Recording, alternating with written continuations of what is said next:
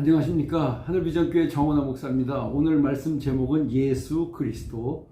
본문은 요한복음 14장 6절 말씀. 예수께서 이르시되 내가 곧 길이요 진리요 생명이니 나로 말미암지 않고는 아버지께로 올 자가 없느니라. 아멘. 그리고 요한복음 1장 12절 영접하는 자 곧 그 이름을 믿는 자들에게는 하나님의 자녀가 되는 권세를 주셨으니. 아멘. 폰 페리시라는 분이 쓴 올인 예수라는 책에 보면 저자는 이렇게 한탄합니다. 지금 예수 그리스도의 이름이 흐려지고 있다. 지워지고 있다. 교회에서 사라지고 있다. 하고 탄식합니다. 그리고 오히려 다른 것들이 교회를 가득 채우고 있다.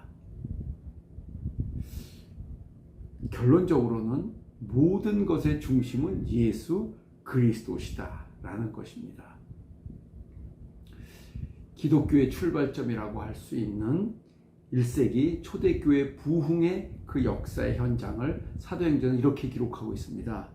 사도행전 2장 1절 오순절날이 이미 이름에 다 같이 한 곳에 모였더니 호련히 하늘로부터 급하고 강한 바람 같은 소리가 있어 그들이 앉은 온 집에 가득하며 불의 혀처럼 갈라지는 것들이 그들에게 보여 각 사람 위에 하나씩 임하여 있더니 그들이 다 성령의 충만함을 받고 성령이 말하게 하심을 따라 다른 언어들로 말하기를 시작하니라. 10줄도 안 되는 짧은 글입니다. 그 사건이 일어난 그 현장, 그때로부터 교회의 역사는 시작됩니다. 뒤에 이렇게 기록합니다. 사도행전 1장 14절 여자들과 예수의 어머니 마리아와 예수의 아우들과 더불어 마음을 같이하여 오로지 기도에 힘쓰더라. 모인 무리의 수가 약 120명 되었더라. 이 기도가 성령 역사의 기폭제입니다. 모든 큰 폭탄들도 뇌관이라는 것이 있습니다.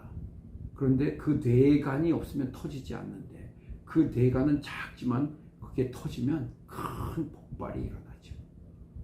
그렇습니다. 120명이 모여서 기도하고 성령 받고 시작했는데 2000년이 지난 지금 지구 인구가 79억 5천만 명이라고 그러더라고요. 그 중에 25억 6천만 명이 예수를 믿는 사람들입니다.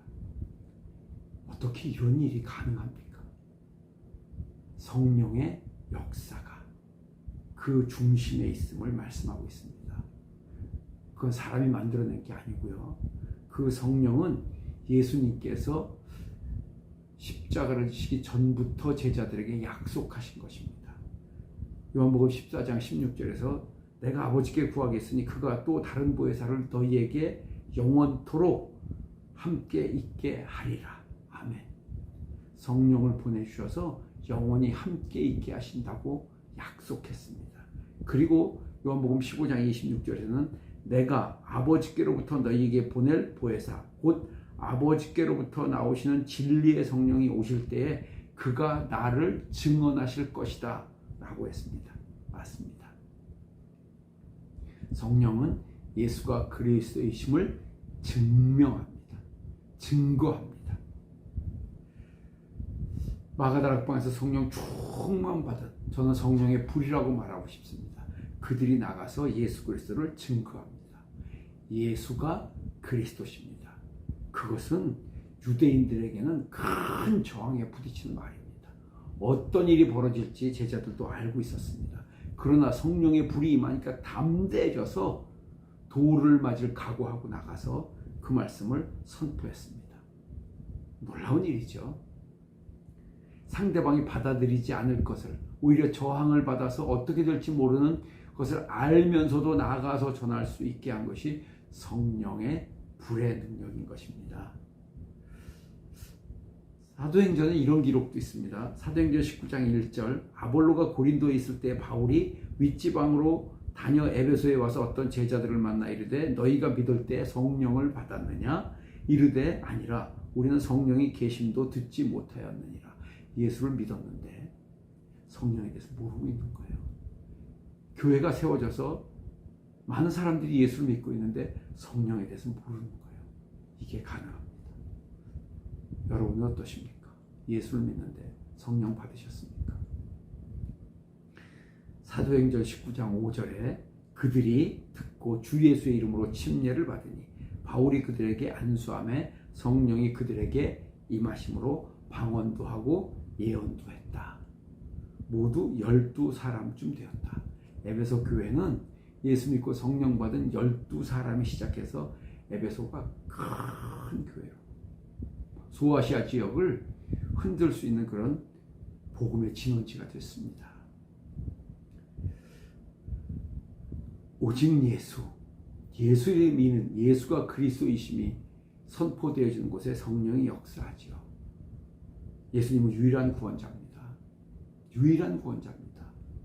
사도행전 4장 12절에 이렇게 말씀했어요. 다른 이로서는 구원을 받을 수 없나니 천하 사람 중에 구원받을 만한 다른 이름을 우리에게 주신 일이 없다. 아멘. 그래서 예수 그리스도가 전파되어지는 곳에 구원의 역사가 일어나고 성령의 역사가 일어납니다.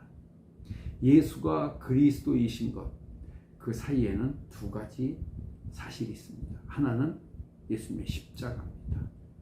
인류의 죄를 대신 지고 십자가에서 죄 없으신 분이 고난받으시고 피를 흘리시고 죽으신 대속 죄물이 되신 십자가. 이 땅에 그 누구도 죄인들을 위해서 십자가를 진 사람은 없습니다. 의인도 있고 선인도 있고 위대한 사람이 있지만 오직 예수 그리스도뿐입니다. 그리고 두 번째는 부활입니다. 죽은 자 가운데서 살리심을 받은. 그래서 예수님은 영생의 몸을 가지셨고 이제 우리가 예수 그리스도를 믿음으로 영원히 산다는 영생을 얻게 되는 것이죠. 맞습니다. 예수가 그리스도가 되신 것은 십자가와 부활입니다. 우리가 이것을 전합니다. 그럼 이게 어떻게 믿어집니까? 성경은 간단하게 말씀하고 있어요. 요한복음 1장 12절 영접하는 자, 곧 그 이름을 믿는 자들에게는 하나님의 자녀가 되는 권세를 주셨다. 영접하는 자, 마음을 열고 그 사실을 십자가와 부활을 받아들이면 하나님의 자녀가 되는 권세를 주신다고 했습니다. 이것은 혈통으로나 육정으로나 사람의 뜻으로 난 것이 아니고 오직 하나님께로부터 난 자들이다. 그리스도인을 말합니다. 오늘도 성령께서는 오늘도 주님은 우리에게 다가오셔서 요한계시록 3장 20절 말씀처럼 볼지어다 내가 문 밖에 서서 두드리노니 누구든지 내 음성을 듣고 문을 열면 내가 그에게로 들어가 그와 더불어 먹고 그는 나와 더불어 먹으리라. 함께 동거하며 동행하신다는 것이죠. 그 예수님을 믿게 된 제자들의 고백을 들어보면 베드로는 주는 그리스도시요 살아계신 하나님의 아들이십니다. 이 말씀을 믿고 평생을 제자로 살았습니다. 성령께서 강하게 붙으신 것이죠. 예수가 그리스도심을 믿고 고백하고 확신 가운데 그 사실을 증거하는 증인으로 생명을 살리는 그리스도인으로 살아가는 은혜가 있기를 예수님의 이름으로 축원합니다.